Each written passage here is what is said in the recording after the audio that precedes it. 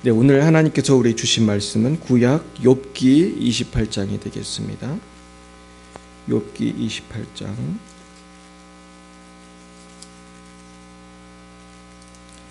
네, 욥기 28장 우리 1절부터 끝절까지 우리 한 절씩 교독하시겠습니다. 구약 787쪽 욥기 28장이 되겠습니다.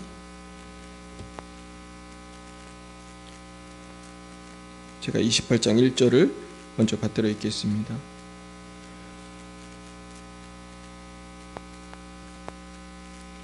은이 나는 곳이 있고 금을 재련하는 곳이 있으며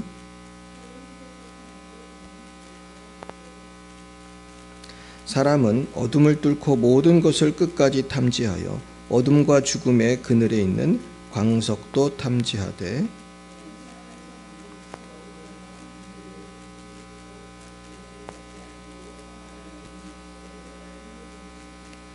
음식은 땅으로부터 나오나 그 빛은 불처럼 변하였도다.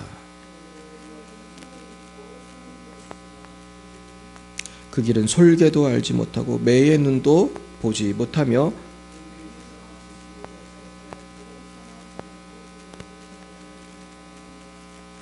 사람이 굳은 바위에 손을 대고 산을 뿌리까지 뒤엎으며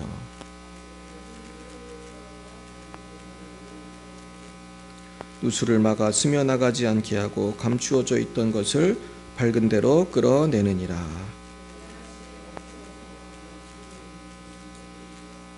그 길을 사람이 알지 못하나니 사람 사는 땅에서는 찾을 수 없구나.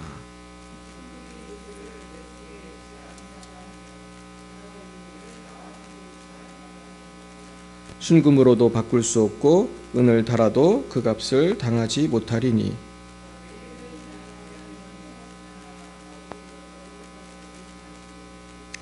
황금이나 수정이라도 비교할 수 없고 정금 장식품으로도 바꿀 수 없으며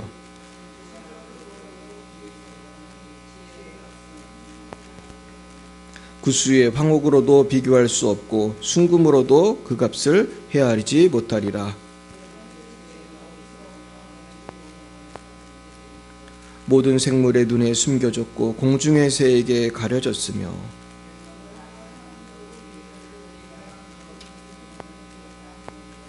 하나님이 그 길을 아시며 있는 곳을 아시나니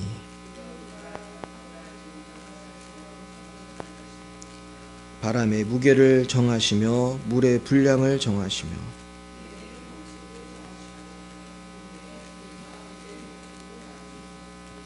그때 그가 보시고 선포하시며 굳게 세우시며 탐구하셨고 보라, 주를 경외함이 지혜요 악을 떠남이 명철이니라. 아멘. 네, 오늘은 지혜의 주인이라는 제목으로 하나님 말씀을 증거하겠습니다. 우리가 흔히 잠언이 지혜의 책이다 배우고 또 전도서도 이제 솔로몬이 말년에 지은 지혜의 말씀으로 우리가 알고 있습니다. 근데 제가 잠언 저도 참 좋아하는데요. 오늘 잠언 전도사와 아주 일맥상통하는 똑같은 내용의 그런 말씀을 욥기 28장에서 찾게 되었습니다. 근데 이 욥의 오늘 이 욥이 하는 말인데 욥의 말씀을 읽다 보니까 또 다른 관점에서 지혜를 생각하게 돼요. 근데 참 욥의 이 표현이 너무나 참 아름답고 참 심오한 진리를 보여줬다고 생각합니다. 우리 먼저 1절과 4절 말씀을 읽어보겠습니다. 은이 나는 곳이 있고 금을 재련하는 곳이 있으며 철은 흙에서 캐내고 동은 돌에서 녹여 얻느니라. 사람은 어둠을 뚫고 모든 것을 끝까지 탐지하여 어둠과 죽음의 그늘에 있는 광석도 탐지하되 그는 사람이 사는 곳에서 멀리 떠나 갱도를 깊이 뚫고 발길이 닿지 않는 곳 사람이 없는 곳에 매달려 흔들리느니라. 네, 지금 이게 무슨 모습인가요? 지금 은, 금, 동, 지금 귀한 귀금속. 옛날엔 동도 되게 귀한 거고요. 철도 귀한 거예요. 또 재련 기술이 지금은 발달했지만은 옛날에는 그 철을 얻기도 되게 힘들었다고요. 그래서 제가 어떤 분의 말을 들으니까 전에도 설교 때 말했지만 창이나 칼이 그렇게 귀한 거였대요. 그래서 병사들이 창이나 칼을 다 들고 싸우는 군대가 별로 없었던 거예요. 그러니까 다 귀한 거예요. 은도 귀하고 금도 귀하고. 근데 이것을 캐내기 위해서 어둠을 뚫고 모든 것을 끝까지 탐지하여 어둠과 죽음의 그늘에 있는 광석도 탐지한다. 그러면서 그는 사람이 사는 곳에서 멀리 떠나 갱도를 깊이 뚫고 발길이 닿지 않는 곳, 사람이 없는 곳에 매달려 흔들립니다. 지금 이 그라는 사람은 누굽니까? 지금 귀금속을 찾기 위해서 지금 산 속에 아니면은 뭐 어디 땅 속에 깊이 들어가 가지고요, 갱도를 깊이 뚫고 거기에서 줄을 매 가지고요, 흔들흔들 하면서 지금 땅속 깊은 곳에서 그 금 한 조각 얻으려고 얼마나 힘들겠어요. 이렇게 애를 쓰는 모습인 것입니다. 그러니까 사람이 이 지혜를 얻는 것을 지금 묘사하는 건데, 지혜를 얻는 게 얼마나 어려우냐. 공부를 하고 사색을 하고 그러면서 점점 더 깊이 들어가는 거죠. 저도 말씀을 묵상할 때 더 깊이 더 깊이 더 깊이 들어가서 또 기도를 더 깊이 더 깊이 하나님이 원하시는 게 뭘까. 예전에 아주 유명한 어떤 부흥사 목사님 그런 설교하셨어요. 우리가 기도를 하는 것도 땅을 파는 것과 같다. 땅을 조금만 파도 물이 나온다. 그러나 더 100m 이상 깊이 파면은 어떤 물이 나오죠? 깨끗한 물이 나오는데 기도도 똑같다는 거예요. 기도 조금 해도 느껴지는 게 있고 응답이 있어요. 없는 게 아니에요. 저도 어떤 때는 뭐 기도하자마자 알게 되는 게 있어요. 그런데 기도를 1시간 하는 거하고 1년 하는 거하고 10년 하는 거하고 깊이가 다른 거예요. 그래서 우리가 기도를 깊이 하면서 묵상하고 주여 주의 뜻이 무엇입니까? 계속 생각할 때 하나님은 정말로 놀라운 하늘의 지혜를 주세요. 이 하늘의 지혜를 얻은 사람이 누구예요?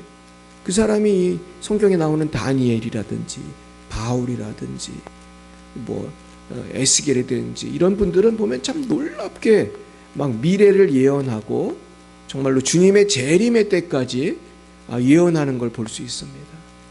이것이 귀금속을 찾는 그 사람처럼 그렇게 우리가 해야 된다는 것이죠.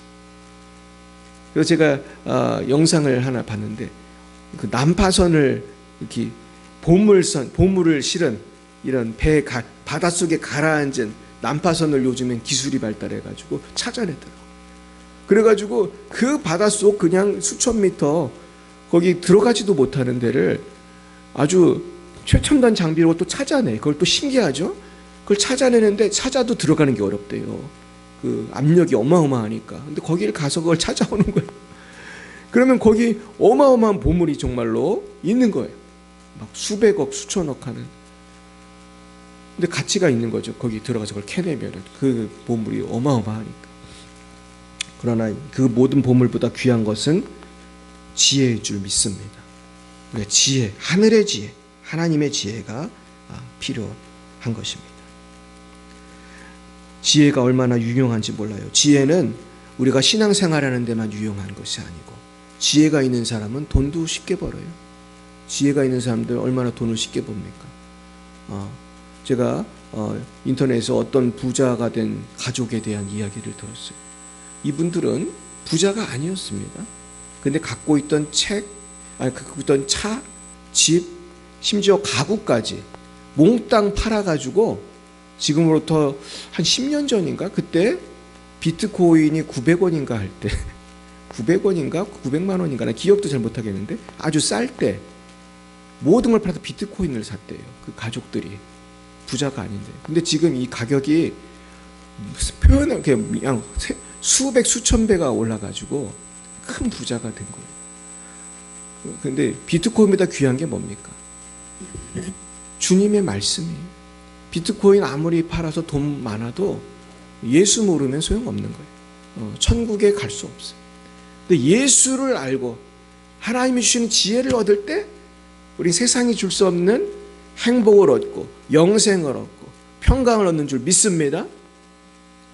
예전에 어떤 큰 부자가 빌리그레암 목사님을 만났어요. 빌리그레암 목사님한테 그러더래요. 목사님, 저는 이 도시에서 몇 번째 부자입니다.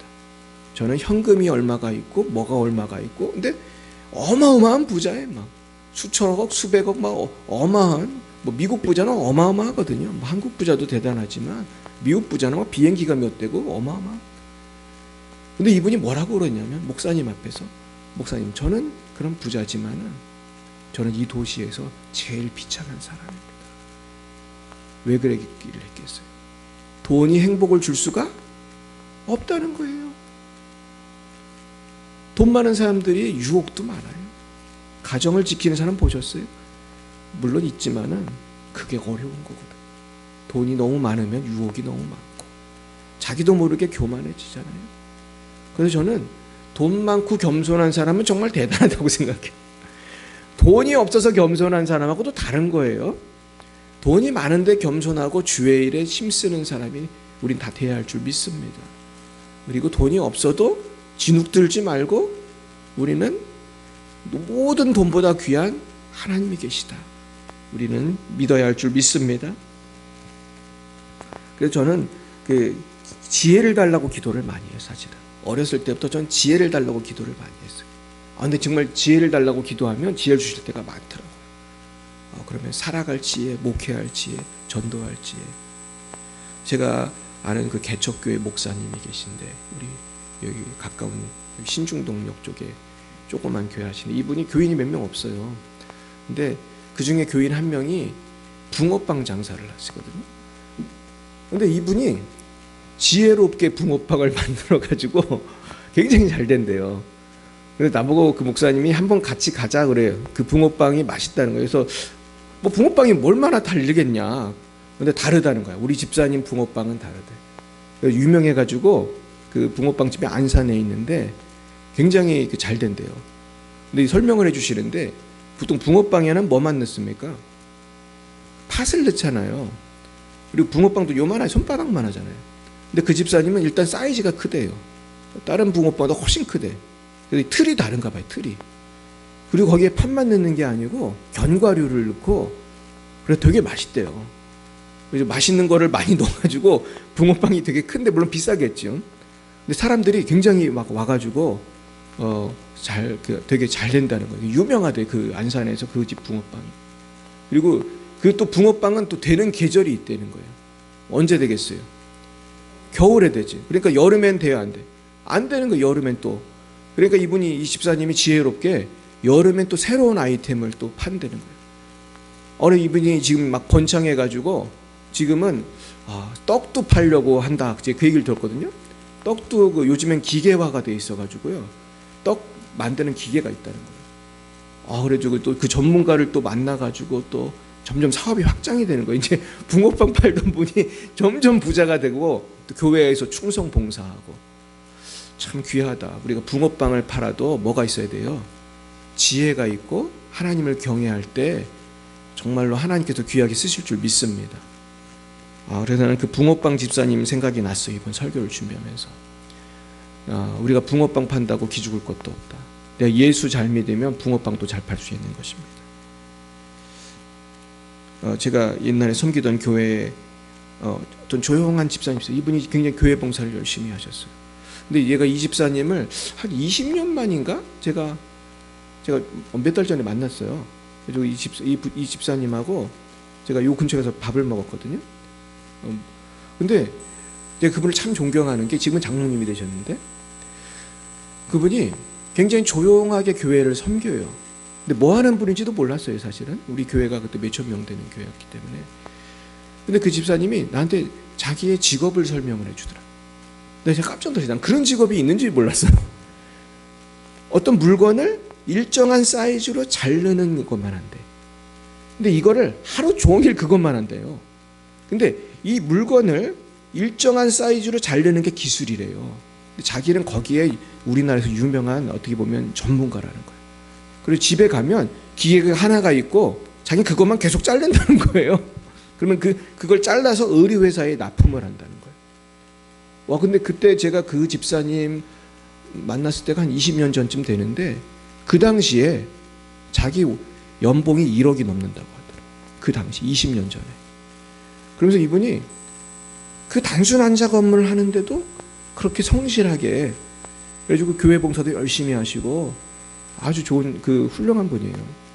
그래서 제가 오늘 무슨 말씀을 드리냐면 우리가 하나님께 지혜를 받으면 우리는 이 세상에서도 잘 살 수가 있고 뭐 남과 비교할 필요도 없어요. 이분은 공부도 많이 안 한 분이에요. 나한테 그러다고 자기는 학교도 별로 못 나왔고 그냥 어릴 때부터 그냥 열심히 일을 해야 먹고 살았다. 근데 이분이 그렇게 성실하게 일해가지고 훌륭하게 되셨어요. 뭐 이런 분들은 제가 얘기하면 뭐 많습니다. 아주. 또 어떤 분은 자기는 기계에 또 소질이 있어. 이분도 공부를 많이 못한 분이에요. 굉장히 가난한 분이에요. 근데 이분이 얼마나 성실한지 그냥 대학도 못 나온 분인데 기계를 너무 연구를 하고 또 하나님이 지혜를 주셔가지고 자기가 기계를 또 개발을 했어. 대학도 못 나온 분이. 그래가지고 이분이 개발한 기계가 많아요. 근데 나중에 이분이 누가 뭐 어떻게 됐느냐? 제가 섬기던 어떤 교회, 큰 교회예요. 1000명도 넘는 교회인데 제일 11조 많이 하는 거예요. 이분이 사장님이 되셨어요. 근데 그분 공장에도 가봤거든요. 공장이 무슨 운동장만 합니다. 진짜 엄청나게 큰 공장에서 직원이 한두 명이 아니에요. 뭐 대학 나온 사람들 다 그 밑에서 일하는 거예요. 그래서 이분 대학도 못 나왔는데 거기 사장님이, 야, 근데 이분이 얼마나 성실한지. 근데 이분의 말로 제가 깜짝 놀란 게, 나는 아침이 되면 빨리 출근을 하고 싶어 한다. 빨리 출근을 해서 회사에 가서 일을 하고 싶대. 나는 내일이 너무나 행복하다. 그러면서 이분이 그렇게 열심히 주의 일을 하고 복을 많이 받았어요. 여러분, 이런 복이 여러분과 여러분 자녀에게 임하길 축복합니다. 지혜가 있으니까 우리가 세상에서도 승리할 수 있는 것입니다. 근데 지혜라는 것이 쉽게 눈에 띄지가 않는 것입니다. 7절 8절 보겠습니다. 그 길은 솔개도 알지 못하고 매의 눈도 보지 못하며 용맹스러운 짐승도 밟지 못하였고 사나운 사자도 그리로 지나가지 못하였느니라. 그러니까 지혜라는 것이 이렇게 눈에 띄면 누가 지혜를 못 얻겠습니까? 눈에 잘 띄지가 않는 것입니다. 그런데 그 지혜가 얼마나 깊이 있는지, 용맹스러운 짐승도 밟지 못하였고 사나운 사자도 그리로 지나가지 못하였다. 제가 이 말씀을 보는데 어떤 마음을 딱 주시냐면, 하나님을 만나는 그 순간, 주님과의 밀도 있는 기도의 시간, 주님과의 이 말씀의 묵상의 시간, 이게 지혜를 얻는 시간 아닙니까? 그때는 어떤 악한 영도 방해할 수가 없구나. 이 시간은 하나님이 지키시는구나. 하나님이 나를 만나주시는구나. 할렐루야. 그 하나님을 만나길 축복합니다. 그 하나님을 만날 때에 우리가 마음의 평강을 누리고 마귀를 물리칠 수 있는 것입니다. 승리할 수 있는 것입니다. 그리고 세상을 이기는 비결은 하나님을 깊이 만나는 것입니다. 근데 우리는 지혜를 얻기 위해서 정말로 애를 써야 합니다. 9절, 10절, 11절 보겠습니다. 사람이 굳은 바위에 손을 대고 산을 뿌리까지 뒤엎으며 반석에 수로를 터서 각종 보물을 눈으로 발견하고 누수를 막아 스며나가지 않게 하고 감춰져 있던 것을 밝은 대로 끌어내느니라. 지금 보물을 발견하려고 아주 귀금속을 캐내려고 산을 뿌리까지 뒤엎은다는 거예요. 이 당시에 무슨 기술이 있는 시대도 아니잖아요.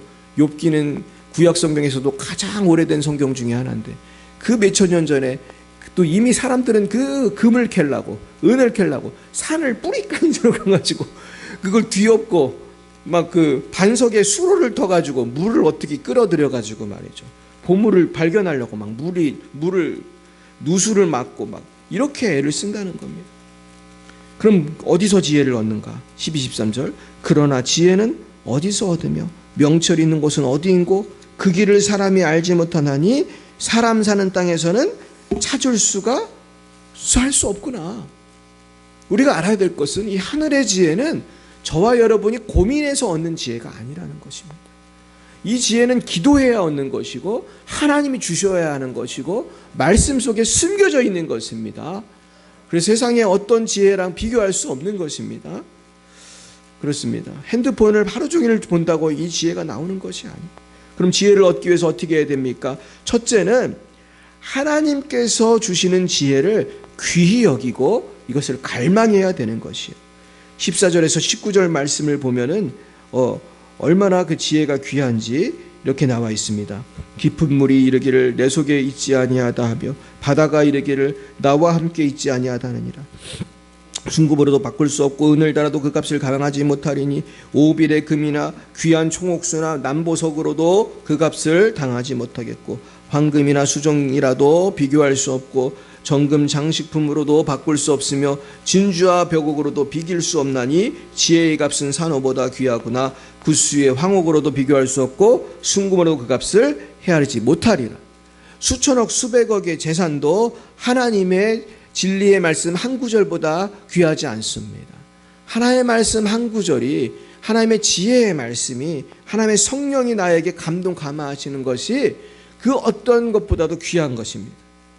그 귀함을 알아야 우리가 기도를 하는 것이고, 그 귀함을 알아야 말씀을 붙들고 묵상을 하는 거예요. 근데 미련한 사람들은 말씀을 읽으라 해도 안 읽어요. 그러면서 막 말씀 읽는 걸 너무 귀찮아해. 근데 그거 왜 그러는 겁니까? 여기에 돈이 있다면 누가 귀찮아하겠어요? 야, 마태복음 한 장만 읽으면 1,000억 원을 준다. 1,000억 원이 뭐예요? 100만 원만 준다고 해도 열심히 읽지. 한 달에 100만 원만, 하루에 100원, 1,000원만 준다고 해도 사람들은 뭘 하잖아요. 근데 이 성경은 비교할 수 없는 귀한 보물인데, 여기 하나님의 지혜가 있는데 이것을 사랑하고 우리가 사모해야 할 줄 믿습니다. 우리 권사님 성경을 요새 많이 읽으시잖아요. 성경에 지혜가 있던가요?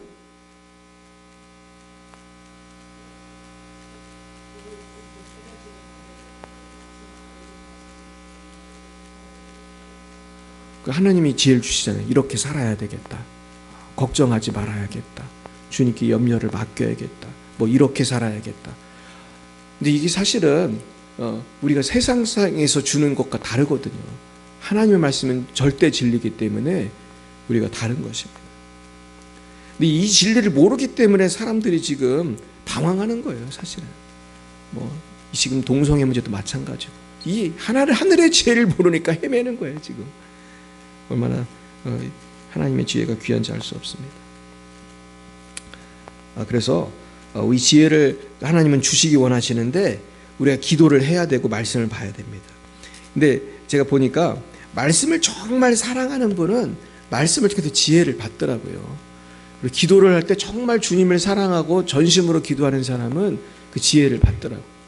근데 우리가 전심으로 사랑하는지 안 하는지 하나님이 아십니다. 그러니까 중심을 보신 하나님이 우리가 어떻게 기도를 하는지, 어떻게 말씀을 아시기 때문에 우리가 신령과 진정으로 예배하고 기도해야 할 줄 믿습니다. 두 번째는요, 하나님만이 온전한 지혜를 주시는 분임을 알아야 돼요. 20절에서 26절 보겠어요. 그런즉 지혜는 어리석으며 명철이 없는 곳은 어디인고 모든 생물의 눈에 숨겨졌고 공중의 새에게 가려졌으며 멸망과 사망도 이르기를 우리가 귀로 그 소문은 들었다 하느니라. 하나님이 그 길을 아시며 있는 곳을 아시나니 이는 그가 땅끝까지 감찰하시며 온 천하를 살피시며 바람의 무게를 정하시며 물의 분량을 정하시며 비 내리는 법칙을 정하시고 비구름의 길과 우레의 법칙을 만드셨습니다. 그렇습니다. 온 천하를 살피고 땅끝까지 감찰하시는 분이 하나님이세요. 지혜의 길을 아시고 있는 곳을 아는 분이 하나님이세요. 우리 하나님을 믿고 지하시기를 축복합니다. 그래서 너는 마음을 다하여 여호와를 신뢰하고 내 명체를 의지하지 말라. 너는 범사의 그를 인정하라. 그리하면 내 길을 지도하시리라.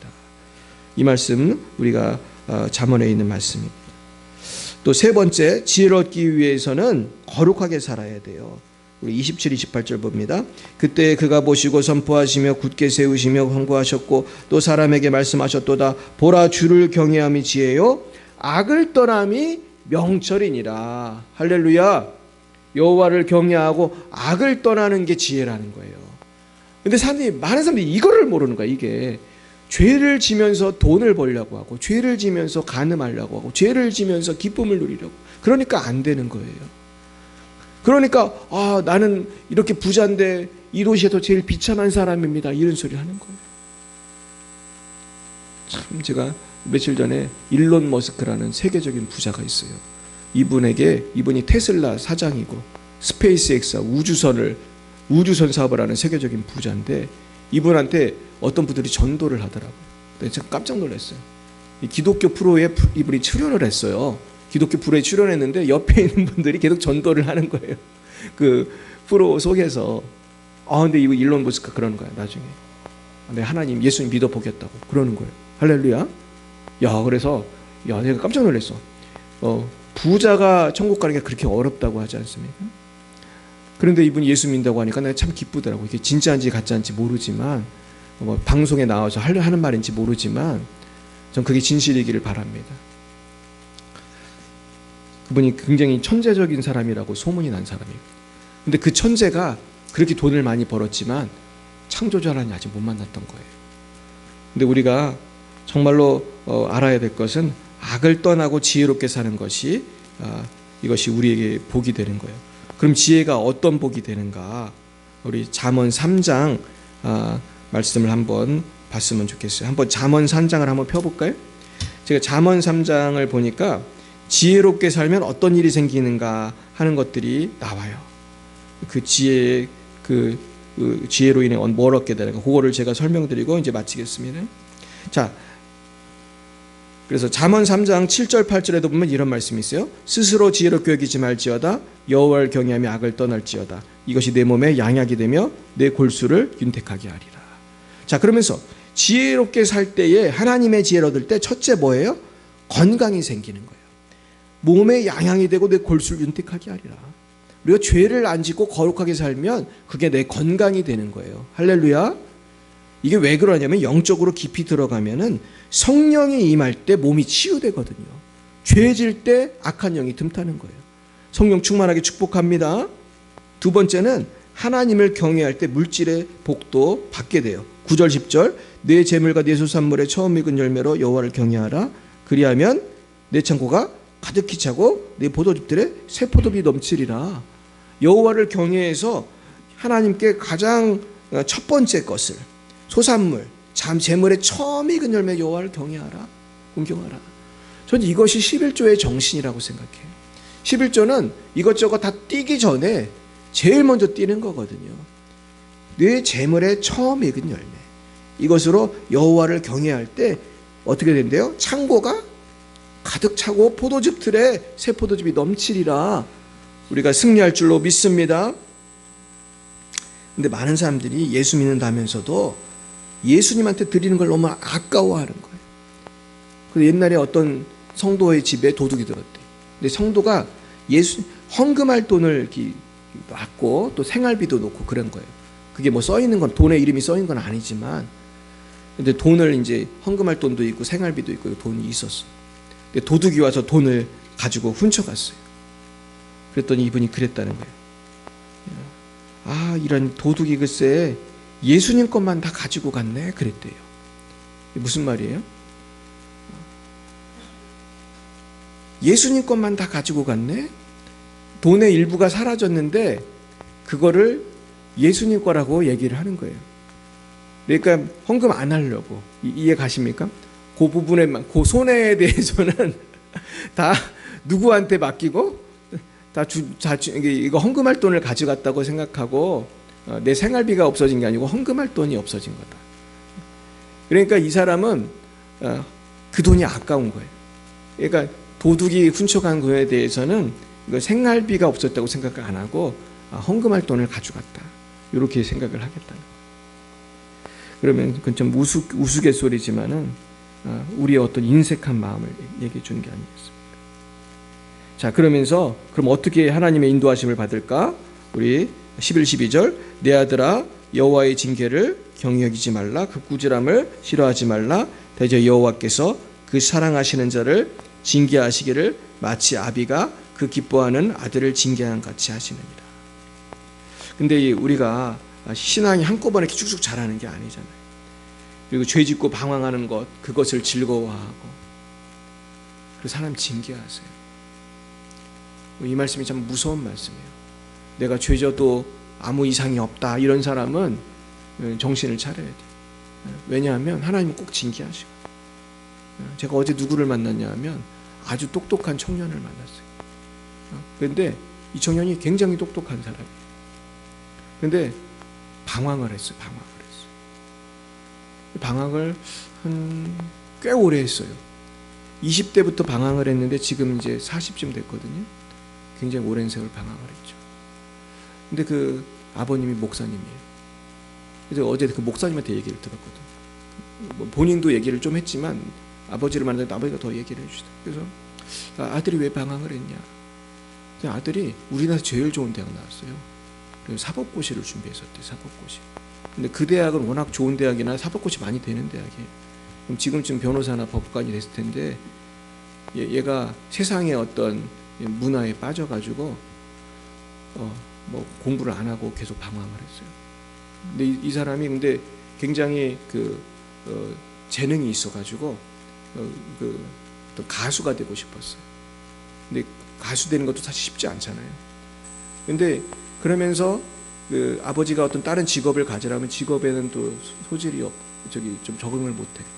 그리고 자기가 워낙 좋은 대학을 나왔으니까 웬만한 직업을 만족해요, 못해요? 못해요. 너무 좋은 대학 나온 사람은 또 눈에 안 차는 거예요, 웬만한 직업. 그렇게 방황을 10년도 넘게 했어요. 10몇 년을 방황을 하다가 어느 아버지가 노력을 하고 그 아들을 어떻게든 마음을 풀어주려고 같이 산에도 가고 운동도 하고 막 정말로 힘들었대요. 또 아들이 또 빚을 많이 져가지고 빚을 몇 억을 졌다고 하더라고. 그거 갚아주느냐고 또 죽는 줄 알았다. 근데 또 하나님 은혜로 또 빚을 갚았대. 그러면서 그냥 이 아들을 잘 키웠는데 아들이 공부를 그렇게 잘했는데 얘가 돈을 벌어와도 시원찮은데 빚만 지고 아버지 속을 새기는 거야. 그냥 신앙생활도 제대로 안 하고. 그런데 어느 날 아버지가 이제 아들을 위해서 기도를 해줬는데 엄마하고 아빠하고 이 아들의 몸에서 이 악한 영이 나가는 역사가 나타나, 기적이 나타나. 그래가지고 이분이 부흥사니까 이제 성령의 능력으로 악한 영을 내쫓았는데 글쎄 그 다음날 애가 바뀌더라는 거예요. 할렐루야. 근데 그 전에 이분이 기도를 안 받았느냐? 아니라는 거예요. 수년을 기도를 받았대. 근데 그때는 마음문을 어떻게 했어요? 꼭 닫고 있었어. 그러니까 아무리 별의별 사람이 와서 기도를 해도 꼼짝도 안 했다는 거예요. 근데 아버지와의 관계가 회복이 되고 나니까 이 변화가 확 일어나는데 내가 그때 깨달았어요. 우리가 전도하는 것도 중요하고 기도하는 것도 중요한데 관계 개선이 중요하더라고요. 관계가 좋아야 이 사람의 마음은 활짝 열고 성령을 받아들여. 그러니까 악한 영이 떠나가고 새 사람이 돼. 그리고 지금은 공무원이 됐어요. 그래가지고 아주 성실하게 얼마나 겸손한지 알 수 없어요. 그러면서 제가 참 감동을 받았어요. 근데 그 청년을 보면서 이런 훌륭한 청년이 있구나. 근데 하나님이 그 청년 돌아오게 하려고 어떻게 했어요? 10몇 년 동안 어떻게 보면 그게 징계죠. 직업도 제대로 못 갖고 빚지고 무시당하고 사람들한테. 그 고생을 하고 나서 이제 정신을 차린 거예요. 우리가 빨리 돌아올수록 덜 맞을 줄 믿습니다. 근데 하나님은 사랑하기 때문에 사랑의 매를 되는 거예요. 빨리 돌아오는 것이 지혜인 것이죠.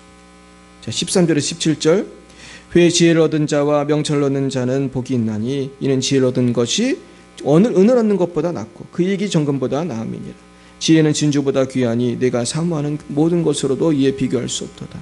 그의 오른손에는 장수가 있고 그의 손에는 부귀가 있나니 그 길은 즐거운 길이요 그의 지름길은 다 평강이라. 여호와를 경하여 악을 떠날 때 진주보다 더 귀한 복을 받습니다. 장수가 있고 부귀가 있고 평강이 있습니다. 기쁨이 있습니다. 날마다 이 믿음으로 여호와를 경외하여 가장 큰 지혜를 받아 누리시기를 예수님의 이름으로 축원드립니다. 기도하겠습니다. 사랑과 은혜가 충만하신 하나님 아버지 참 감사합니다. 우리에게 이렇게 놀라운 지혜의 선물을 주심을 감사드립니다. 그러나 저희들 주님의 지혜보다 세상의 헛된 지혜에 미혹되어 살 때도 너무나 많았습니다. 주여 저희들의 죄를 용서해 주시옵소서. 주여 이젠 성령을 부어주셔서 우리 세상 지혜가 아니라 하나님의 지혜로 살아가고 승리하는 우리 모두가 되게 하여 주옵소서. 아버지 이 지혜가 충만하여 우리 교회가 부흥하고 가정이 복되고 우리가 하는 일마다 잘되고 우리 자녀들이 승리하고 복을 받게 하여 주옵소서. 지금은 살아계신 주 예수 그리스도의 구속의 은혜와 하나님 아버지의 놀라우신 사랑하심과 성령의 교통하심이 날마다 여호와를 경외하기로 다짐하는 사랑하는 제자들 머리 위에와 저들의 미래 위에 열방의 비사랑 교회 위에 이제와 영원 몽토록 함께 하시기를 간절히 축원하옵나이다. 아멘.